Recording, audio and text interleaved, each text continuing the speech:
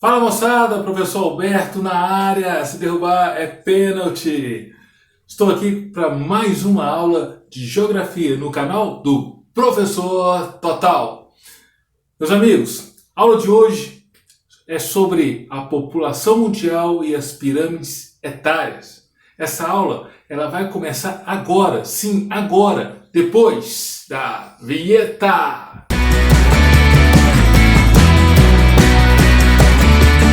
Pessoal, dentro desse grande tema, população mundial, é notório observarmos que ao longo de toda a história da humanidade, a humanidade vem dando sinais de crescimento populacional.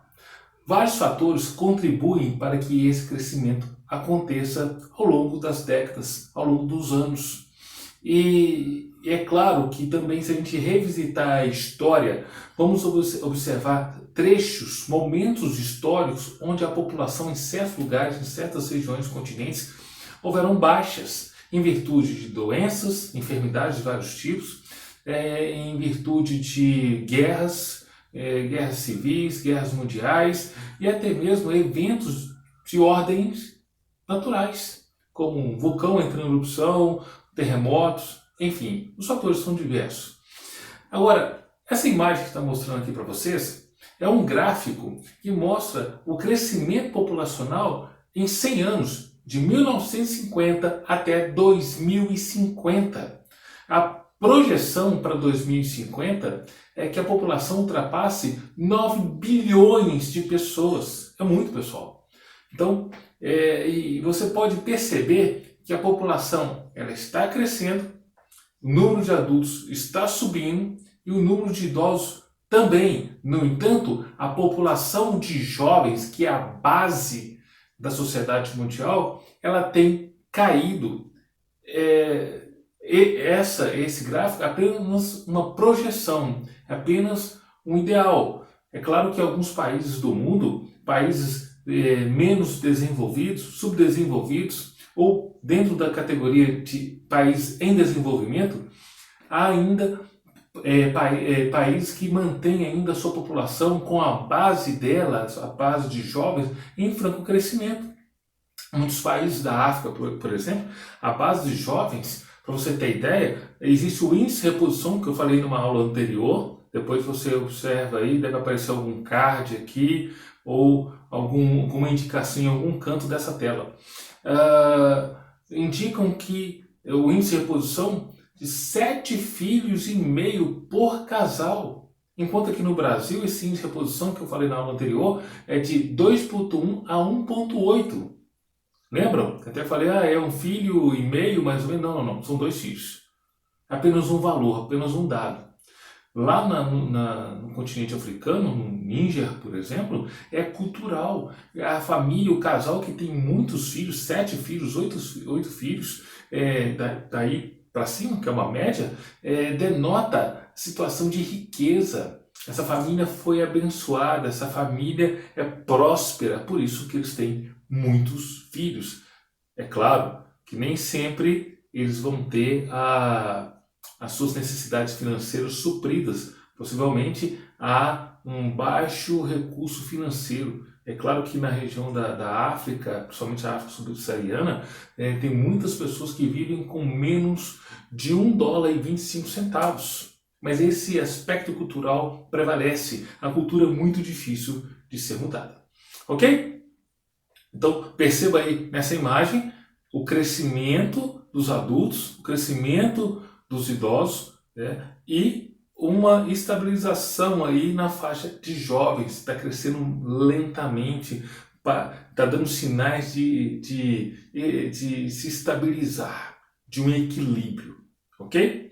A próxima imagem que eu quero mostrar para vocês são as pirâmides etárias mundiais, aí no caso a primeira de 2017 e uma projeção para 2050. Se você notar bem, a base em 2017 ela é mais larga, a base de jovens. Já na de 2050, na projeção, ela já é menor, mostra que a população, nesses 33 anos de diferença de 2017 até 2050, há uma diminuição na base e há um aumento no ápice dessa pirâmide, ou seja, um aumento no número de idosos. E sobre esse tema nós vamos falar no próximo momento. Vira a página. Pessoal, a pirâmide etária que vocês estão observando agora é uma base para que a gente possa entender a estrutura etária de uma população. Uma população é classificada por gênero, homem e mulher, e por idades. Você pode observar aqui a pirâmide etária, a coluna, na verdade é um gráfico, mostra a coluna dos homens e a coluna das mulheres, e demarcada por idade. Para vocês terem ideia, a pirâmide etária tem esse nome porque se assemelha muito a um aspecto geométrico, a uma pirâmide mesmo, a um triângulo.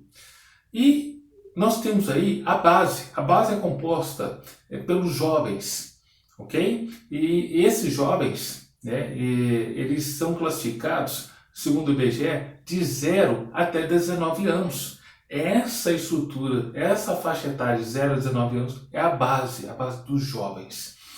De 20 até 59 anos, que é o corpo, compõe aí a população economicamente ativa.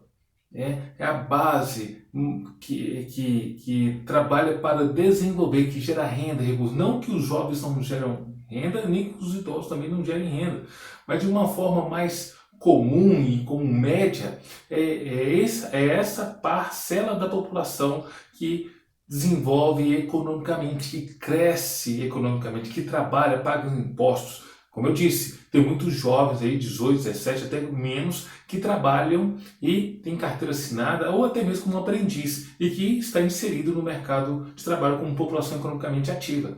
E é claro também que os idosos também participam desse processo, e muito idoso ainda participando desse processo econômico. Ok? Então esse é o corpo que vai dos 20 até os 59 anos, essa estrutura etária da população. A porção acima do corpo, que é o topo ou ápice, é onde se encontram os idosos, ou a população senil, ok? De 60 anos ou mais. Dentro dessa classificação, nós temos aí a base de jovens, o corpo dos adultos e o ápice, população senil. Tudo bem? E daí, a partir dessa base, dessa estrutura, como vocês estão percebendo aqui, conseguimos fazer os devidos análises ou observações nas pirâmides etárias dos países.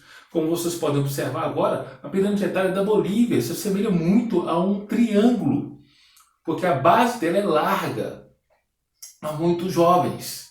A população tem muitos nascimentos, a natalidade é alta.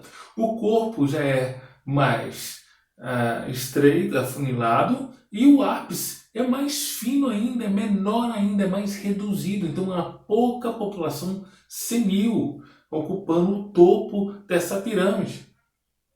Agora, se vocês observarem, por exemplo, a pirâmide etária da Coreia do Sul, vocês vão observar aí, em comparação à anterior, depois vocês podem voltar o vídeo um pouquinho para observar, caso não tenha passado aí desapercebido, que a base da população da Coreia do Sul ela já é mais estreita, ou seja, a taxa de natalidade ela é baixa. Então tem nascido poucas crianças. A base de jovens é menor. O corpo já é levemente mais alargado, mas o ápice da população senil é maior. É claro, com suas devidas proporções, é maior. Então essa pirâmide etária está dando sinais de uma pirâmide invertida, onde o ápice é mais largo, o corpo ele está afunilando e a base é fina, como se fosse uma pirâmide etária ao contrário. E a pirâmide etária, que é a seguinte, é de uma população, essa que eu falei, da Coreia do Sul, de uma população em processo de envelhecimento. E a que eu vou mostrar agora, que é do Japão, é uma população envelhecida. Vocês podem observar que os países desenvolvidos, e eu vou destacar aqui o Japão, apresentam uma população mais senil, onde o corpo também é menor em termos de população, né, da pé, e a base é mais fina ainda. Há casos que famílias japonesas, né, o casal está envelhecendo apenas tendo, ao longo de toda a sua história de vida, um filho. Apenas um filho. E há casos que o casal chega à velhice sem filhos. E é uma realidade na Ásia, num país desenvolvido como o Japão, e na Europa, como a Alemanha, a França, a Itália, onde a população ela tem optado em não ter um segundo filho. Eles estão pensando até 10 vezes antes de ter um filho. Então faz todo esse cálculo, eu falei numa aula anterior. Porque eles calculam se vão ter realmente condições. E é claro que muitos desse tipo de pensamento dessas pessoas são filhos ou netos de pessoas que viveram a Segunda Guerra Mundial e vislumbrando talvez um cenário drástico de uma Terceira Guerra Mundial, como houve sinais dela acontecer no período de Guerra Fria, e não ter filhos, não optar não ter filhos. E algo que soma a isso é a qualidade de vida bem elevada. Países desenvolvidos onde a qualidade de vida é elevada, eles tendem, na atualidade, a ter menos filhos, até mesmo para a construção de imóveis. Há muitos apartamentos que as construtoras estão desenvolvendo com 3 quartos, não estão se falando mais em 4 quartos, a não ser que for transformar um quarto em um escritório para atividades home office. Mas, no entanto, 3 quartos, 2 quartos, tem prédios que são 2 quartos e 1 quarto. Essa concepção de família, ela está reduzindo ao longo dessa história. Ok? Agora observe aí a população japonesa na pirâmide etária, como a sua base é bem estreitinha. Ok? Pessoal, sobre minha fala anterior, nos países desenvolvidos, há uma pressão muito grande para alterar as leis trabalhistas. E eu vou explicar por quê. Nesses países, a base de jovens ela é menor, reduzida, e fruto disso é a alta qualidade de vida que a população tem nesses países. Então eles estão optando em ter um filho ou não ter filho.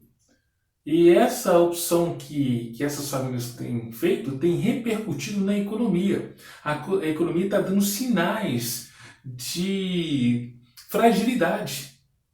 Aí você deve pensar, poxa, num país desenvolvido? Sim, porque a pirâmide etária está sinalizando um aumento considerável de idosos no ápice dessa pirâmide, porque a pirâmide está dando sinais que ela foi invertida.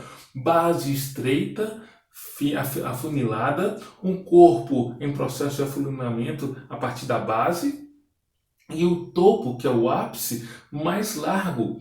E esses sinais é muito claro ser observado, por exemplo, na questão do pagamento de benefícios como a pensões, aposentadorias, a ação do Estado em questão de saúde pública, né? Há uma falta muito grande de mão de obra qualificada para o trabalho.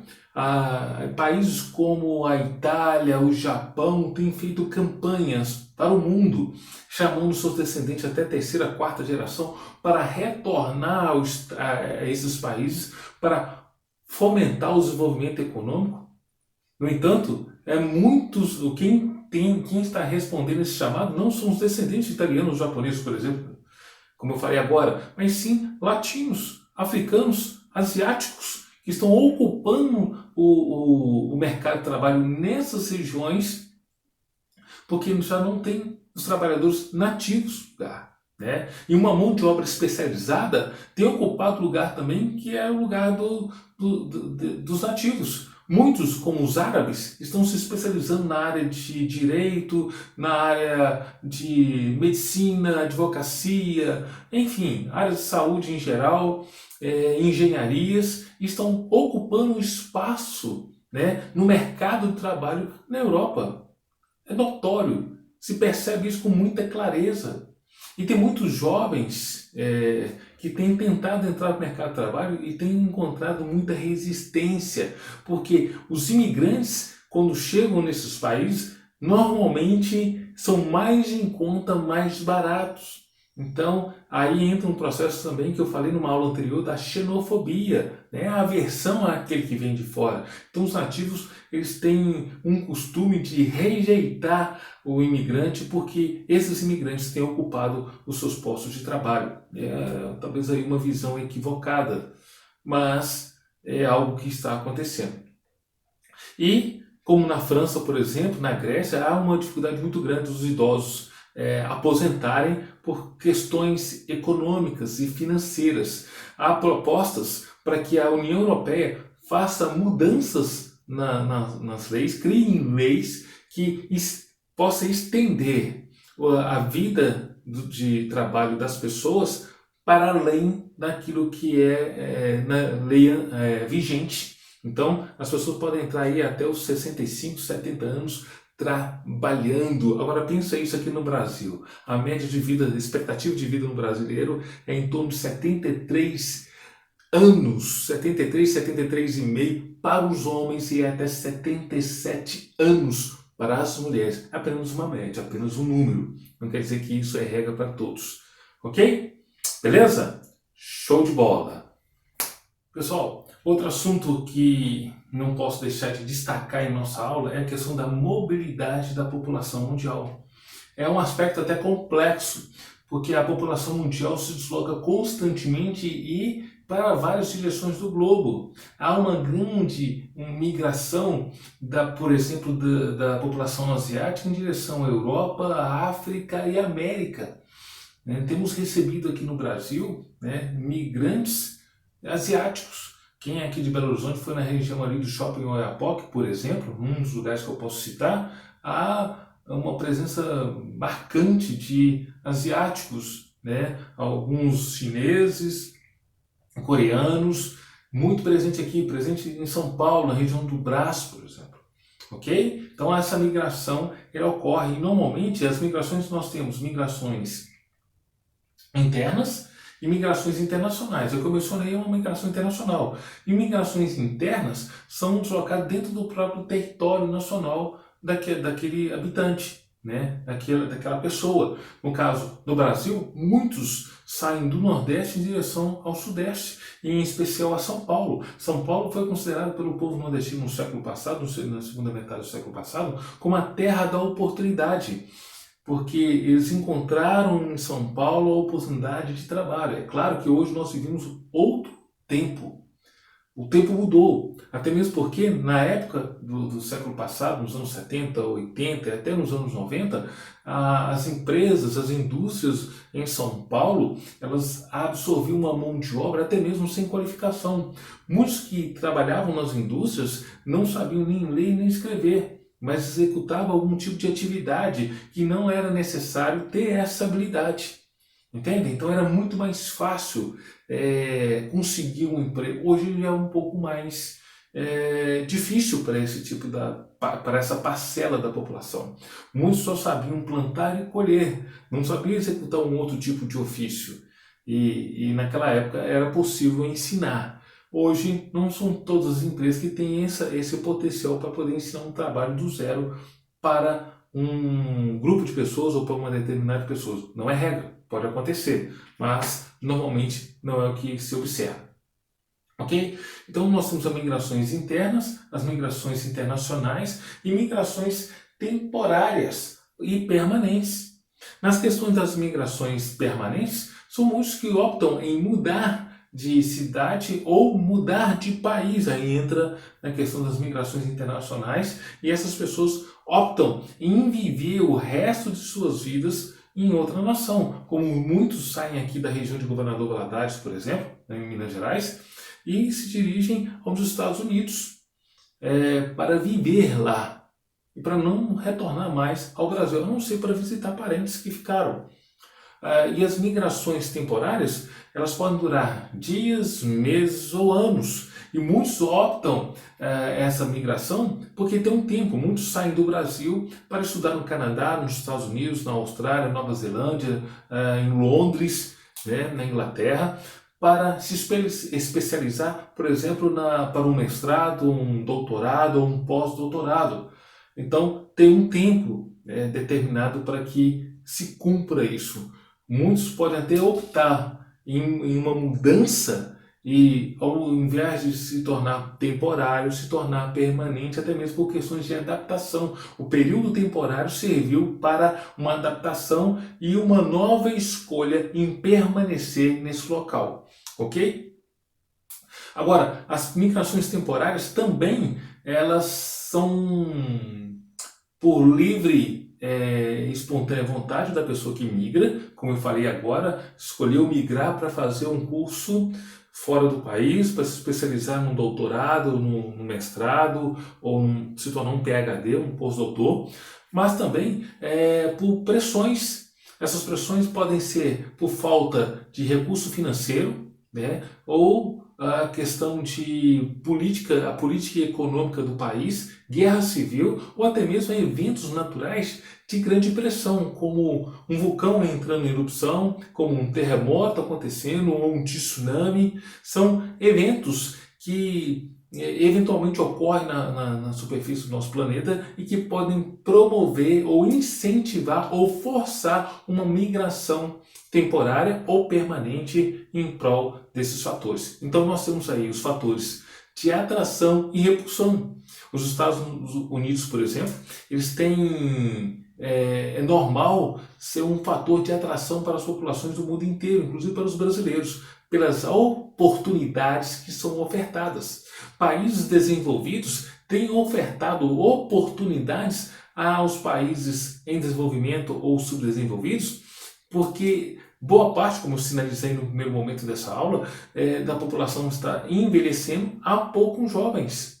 Então, muitos que estão se dirigindo aos países desenvolvidos não têm mesmo uma qualificação profissional e eles aceitam, na maioria dos casos, trabalhar em atividades que não exercem ou não necessita de uma qualificação.